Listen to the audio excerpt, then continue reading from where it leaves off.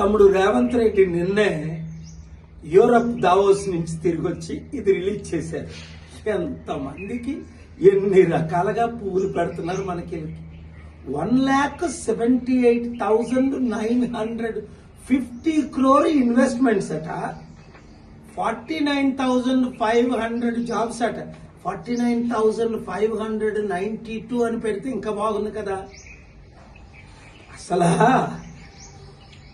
Total fail అయి వచ్చారు ఈ ముఖ్యమంత్రి. నేను ఒకటే సూటి ప్రశ్న మీడియా ద్వారా, చిత్తశుద్ధున్న మీడియా అందరూ దీన్ని పబ్లిసిటీ చేస్తారు. అమెజాన్ 60,000 కోట్లు.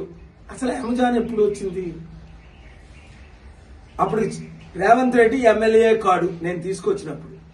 గూగుల్, మైక్రోసాఫ్ట్, అమెజాన్ 700 కంపెనీలు తెచ్చినప్పుడు నేను తీసుకొచ్చానని చంద్రబాబు నాయుడు గారే వాళ్ళందరినీ కలవడం జరిగింది. ఆయన ఒప్పుకున్న సత్యం ఇది, దేవగౌడ్ గారు ఒప్పుకున్న సత్యం. ఇప్పుడు కొత్త కంపెనీలు ఎక్కడి నుంచి వచ్చాయి? రెండోది, లాస్ట్ ఇయర్ దావోస్ వెళ్ళినప్పుడు మన అందరికీ తెలుసు అదానికి 25,000 కోట్లు ఇచ్చినట్టు. ఇప్పుడు ఎవరికి ఇచ్చారు? 15,000 కోట్లు మన అందరికీ తెలుసు. నేను సూటి ప్రశ్న, ఈ 12 నెలల్లో ఎన్ని కంపెనీలు వచ్చాయి, ఎన్ని ఉద్యోగాలు వచ్చాయి, ఎన్ని జాబ్స్ వచ్చాయి, ఎక్కడ ఏ విధంగా మనీ ట్రాన్స్ఫర్ అయిందో శ్వేతపత్రం, వైట్ పేపర్ రిలీజ్ చేయమనండి. ఇలాంటి బోగస్ మాటలు చెప్పుకొని ఎంత కాలం మమ్మల్ని మోసం చేస్తారు?